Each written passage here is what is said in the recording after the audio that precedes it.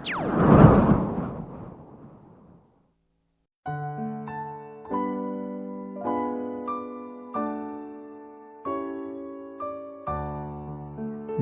penderitaan Paulus dalam memberitakan Injil. 5 kali aku disesah orang Yahudi, setiap kali 40 kurang 1 pukulan. 3 kali aku didera, 1 kali aku dilempari dengan batu, 3 kali mengalami karam kapal.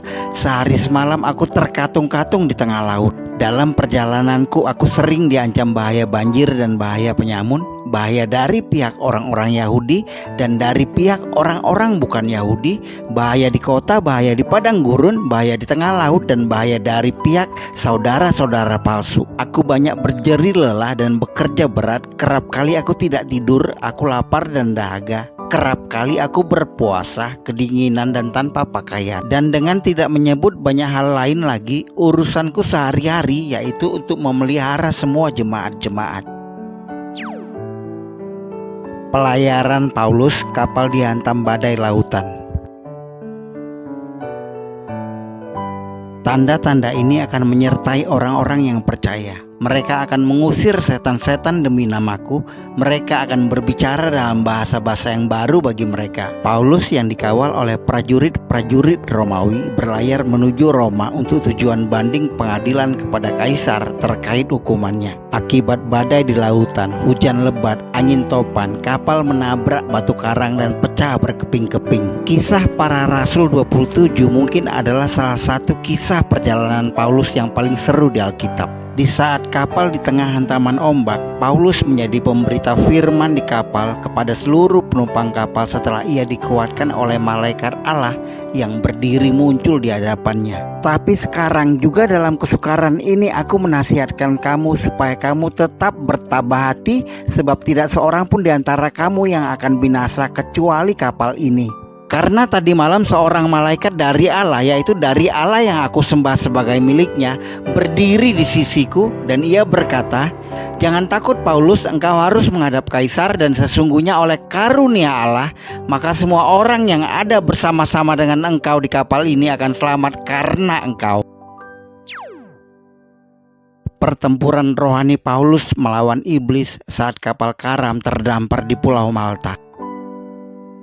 Mereka akan memegang ular, dan sekalipun mereka minum racun maut, mereka tidak akan mendapat celaka. Mereka akan meletakkan tangannya atas orang sakit dan orang itu akan sembuh. Selanjutnya di Kisah Para Rasul 28, Paulus dan seluruh penumpang kapal terdampar di Pulau Malta yang sekarang disebut negara Kepulauan Malta. Paulus bekerja sama dengan awak kapal lainnya untuk mengumpulkan kayu bakar untuk menghangatkan tubuh mereka.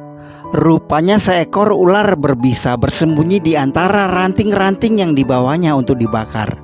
Ketika ia menjatuhkan kayu bakarnya ke api, ular itu keluar dari tumpukan kayu bakar dan menggigit tangan Paulus. Ketika Paulus memungut seberkas ranting-ranting dan meletakkannya di atas api, keluarlah seekor ular beludak karena panasnya api itu, lalu menggigit tangannya. Ingat perkataan ular beludak yang pernah dikatakan Yesus, "Hai kamu keturunan ular beludak, bagaimanakah kamu dapat mengucapkan hal-hal yang baik sedangkan kamu sendiri jahat? Karena yang diucapkan mulut meluap dari hati." Kehadiran ular itu adalah simbolitas iblis, bahwa iblis mengikuti perjalanan Paulus dan setiap saat mencari celah untuk membunuhnya, untuk mencegah firman Tuhan tersebar ke Pulau Malta. Kata ular beludak adalah kata Yunani echidna dan mengacu pada ular yang sangat berbisa. Ayat itu mengatakan bahwa ular ini menempel pada tangannya. Kata menempel adalah kata Yunani katapto dan artinya mengikat dengan erat. Ular ini menggigit Paulus dengan dalam. Tidak hanya menggigitnya, tetapi juga menyuntikkan racunnya ke tangannya, karena kata katapto juga berarti memasukkan racun ke dalam tubuh.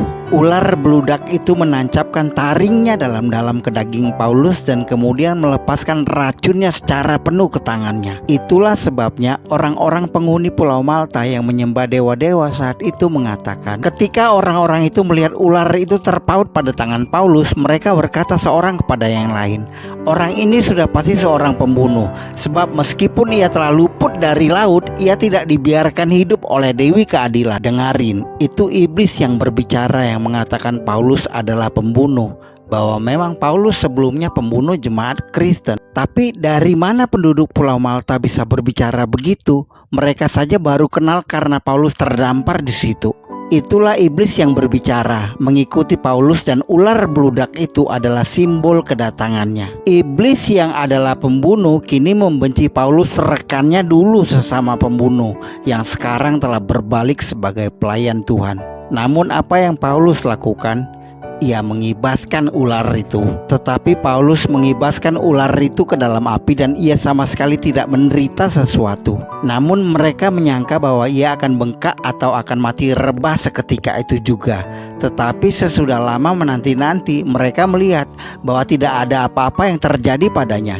Maka sebaliknya mereka berpendapat bahwa ia seorang dewa. Kata mengibaskan ini menggambarkan Paulus menggoncangkan tangannya ke depan dan ke belakang, hingga akhirnya ular berbisa itu melepaskan taringnya dan jatuh ke dalam api. Nah, ular beludak atau iblis yang jatuh ke dalam api ini adalah simbolitas iblis yang dilempar ke neraka. Ketika penghuni Pulau Malta itu, orang barbar itu melihat bahwa Paulus tidak mati, maka mereka mengira ia adalah dewa. Mereka, orang-orang barbar ini masih menyebut dewa karena mereka belum mendengar nama Tuhan Yesus. Dan dalam waktu singkat, Paulus membuat seluruh orang di pulau itu menjadi percaya Yesus.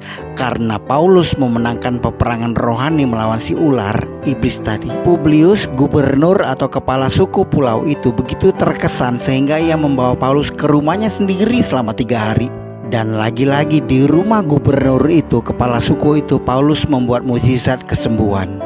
Ketika itu ayah Publius terbaring karena sakit demam dan disentri.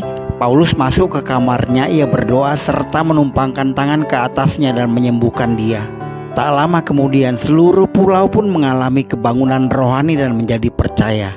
Sesudah peristiwa itu datanglah juga orang-orang sakit lain dari pulau itu dan mereka pun disembuhkan juga. Lihat bagaimana Allah mempergunakan pendosa seperti Paulus yang berlayar dalam badai lautan, terdampar di sebuah pulau, ingin dibunuh oleh iblis, tapi akhirnya malah memenangkan jiwa seluruh Pulau Malta. Dahsyat kan? Sampai sekarang negara Kepulauan Malta, pulau yang sangat indah ini, berpenduduk 96% Kristen.